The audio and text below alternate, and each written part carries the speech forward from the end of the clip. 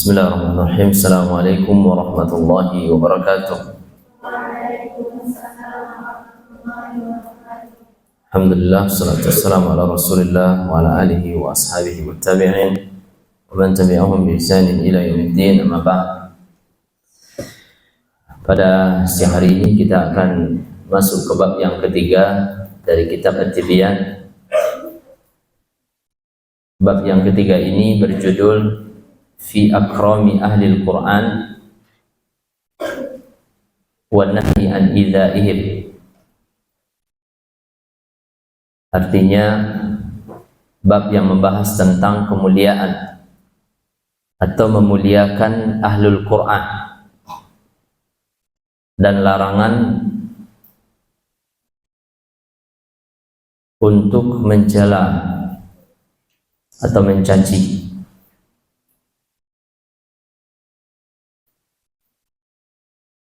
Berjudul bab tentang perintah untuk memuliakan ahlul Quran dan larangan dalam mencela mereka. Secara umum, bab ini membahas tentang dalil baik dari Al-Quran maupun hadis ataupun perkataan para ulama tentang bahaya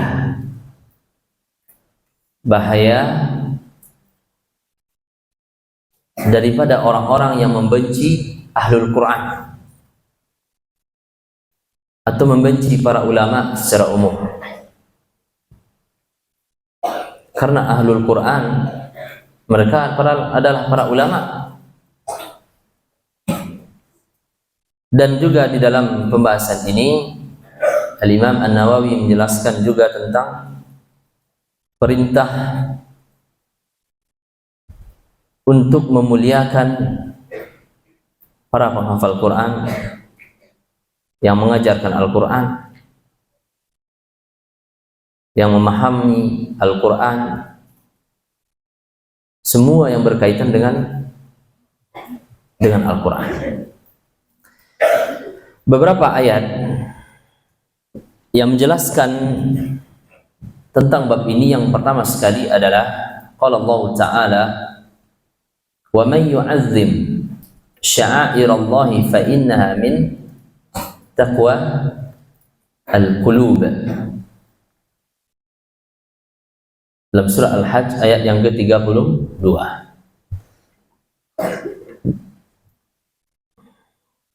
Artinya barang siapa yang memuliakan atau membesarkan, mengagungkan syiar Allah, maka sungguh itu merupakan ketakwaan yang sempurna dari dalam hati.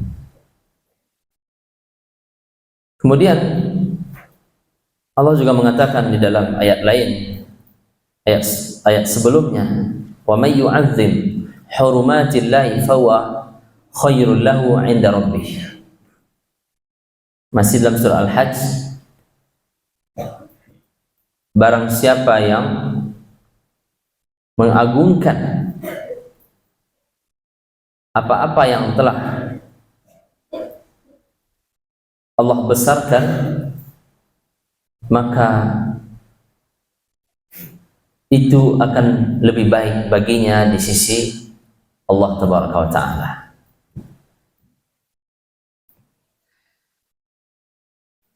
Kemudian dalam ayat lain, dalam surah Al-Hijr, wakhfid janahaka lil mu'minin, dan rendahkanlah hati kalian terhadap orang-orang yang beriman.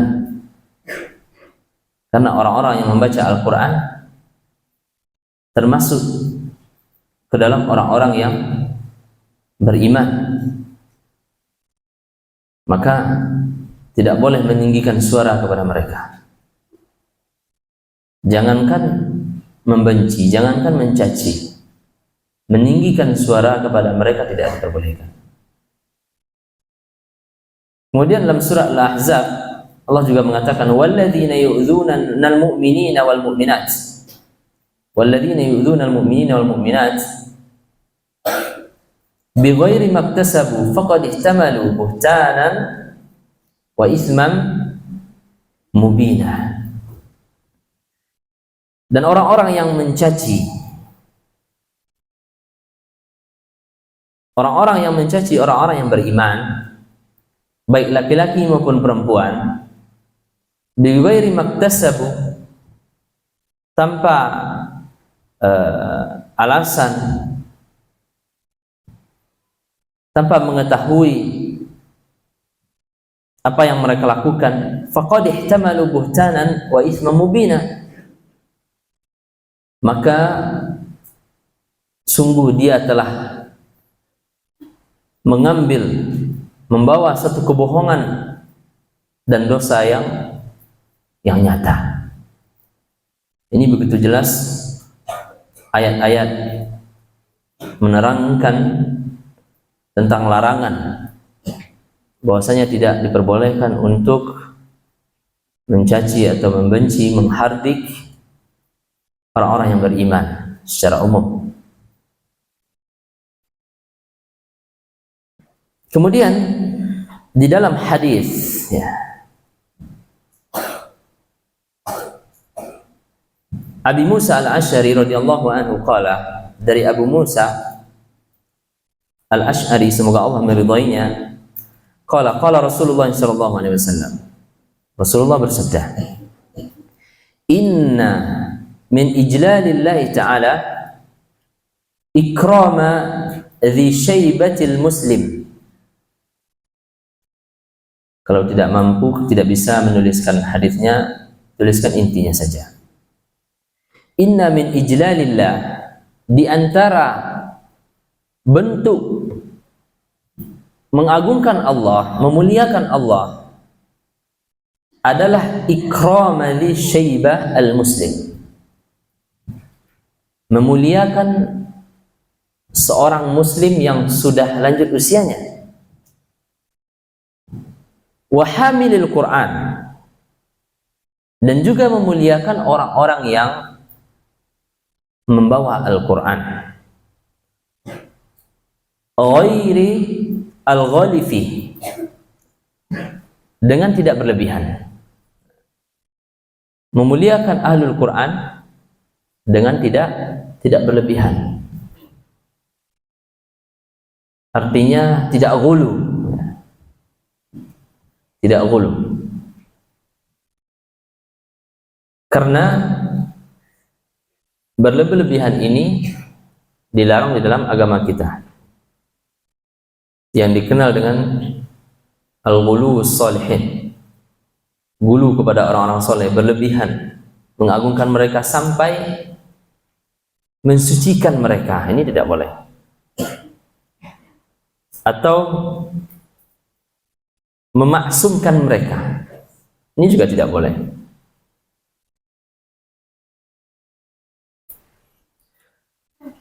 Kemudian Rasulullah katakan wal jafi anhu, dan juga menjauhi mereka, menjauhi mereka. Nah, jadi ahlul Quran itu harus dekati, jangan jauh-jauh dari mereka, karena mendekati atau berteman dengan ahlul Quran membuat hati kita senang, dan seseorang yang jauh dari Al-Quran, maka dia akan merasakan hal-hal yang di dalam hatinya,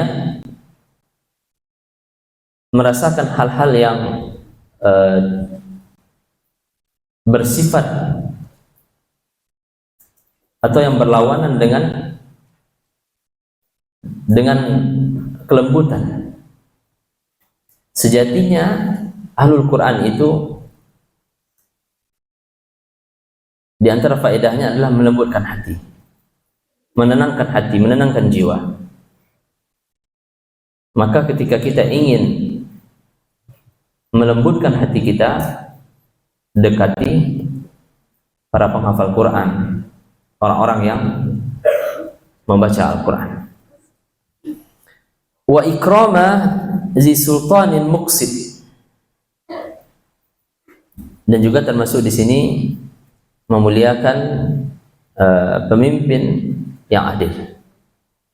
Kesimpulannya, inna min ijlalillah, bahwa orang yang memuliakan ahlul Quran, maka dia sudah memuliakan Allah. Itu kesimpulannya. Kemudian dalam hadis lain, wa an Aisyah radhiyallahu anha qalat, amarna Rasulullah sallallahu alaihi wasallam, dari Aisyah, Rasulullah sallallahu alaihi wasallam bersabda, amarna, kami diperintahkan oleh Rasulullah sallallahu alaihi wasallam, an yanzilan nasa manazilahum,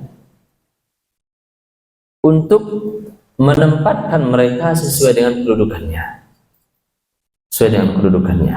Ahlul Quran, kita tahu bahwa kedudukannya mulia di sisi Allah. Allah saja memuliakannya. Apalagi kita sebagai manusia. Maka kita juga harus meletakkan berdasarkan kedudukannya. Kedudukannya mulia, maka kita juga memuliakan ahlul Quran. Kemudian dalam hadis lain, ini semuanya hadis ya, hadis yang sahih. Wa an Jabir radhiyallahu anhu, dari Jabir, anna Nabiy sallallahu alaihi wasallam kana yajma'u baina rajulaini fi min qatl Uhud. Jadi Nabi sallallahu alaihi wasallam pernah satu ketika mengumpulkan dua laki-laki yang syahid, yang terbunuh ketika perang Uhud. Lalu apa yang beliau katakan? Tsumma yaqul ayyuma aktsar akhdhan lil Qur'an fa idza ushira ila ahadihima qaddamahu fil lahad. Sampai dalam menguburkan ahlul Quran pun ya, maka yang lebih didahulukan adalah mereka yang ahlul Quran dibandingkan dengan orang-orang yang tidak menghafal Al-Quran. Dalam menguburkan pun Rasulullah SAW membedakan mereka. Kemudian dalam hadis lain dari Abu Hurairah radhiyallahu anhu, Rasulullah SAW bersabda, Inna Allah azza wa jalla qala, ini hadis qudsi berarti, man adzali waliyan faqad adantuhu bil harbi. Barang siapa yang memusuhi wali-waliku, siapa yang memusuhi wali-wali Allah, maka aku telah mengumumkan perang terhadapnya. Di sini dikatakan bahwasanya ahlul Quran itu termasuk wali Allah. Ahlul Quran itu termasuk walinya Allah. Kemudian juga dalam hadis yang Rasulullah juga jelaskan, man shalla subha fahuwa fi dhimmatillah ta'ala fala yatlubannakumullahu ta'ala bi syai'in min dhimmatihi.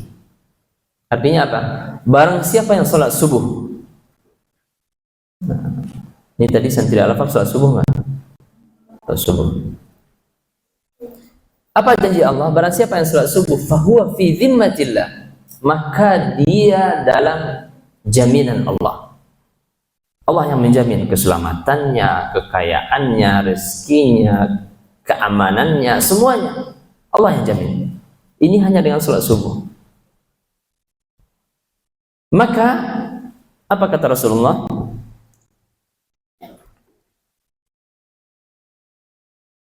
Fala yatlubannakumullahu ta'ala bi syai'in min dhimmatihi. Maka jangan sampai ya Allah menuntut kepada seseorang di antara kalian menuntut sesuatu daripada jaminannya. Artinya apa? Jangan ganggu manusia yang telah Allah jamin keselamatannya. Kalau masih ada yang mau mengganggunya, maka tunggulah tuntutan dari Allah. Allah langsung yang akan menghukum. Kalau Allah yang berkehendak, maka selesai semuanya. Jadi hati-hati yang ingin berniat jahat kepada para penghafal Quran, ya hati-hati. Nah, ini sama teman, kadang teman makan teman, ya. Nah ini hati-hati. Antuna semuanya di sini para penghafal Quran. Jadi tunggu balasan dari Allah. Balasan dari Allah tentu lebih tinggi. Baik. Kemudian yang terakhir,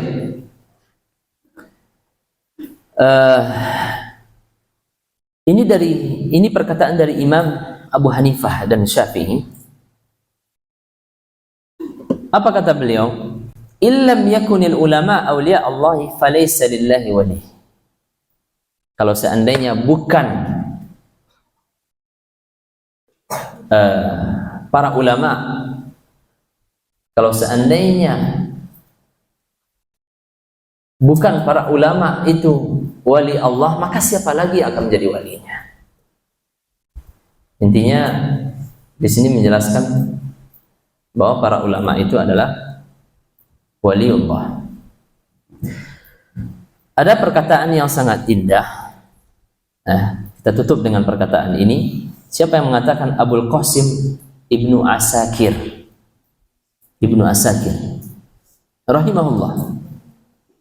Apa wasiatnya? I'lam ya akhi, ketahuilah wahai saudaraku, wafaqqanallahu wa iyyaka limardatihi, semoga Allah berikan taufik serta ridhanya kepada kita. Wa ja'alna mimman yakhshahu wa yattaqi haqqa tuqatih, semoga Allah menjadikan kita takut dan bertakwa kepadanya. Apa yang beliau sampaikan? Anna luhumal ulama masmumah, bahwasanya darahnya para ulama itu beracun. Paham gak antum?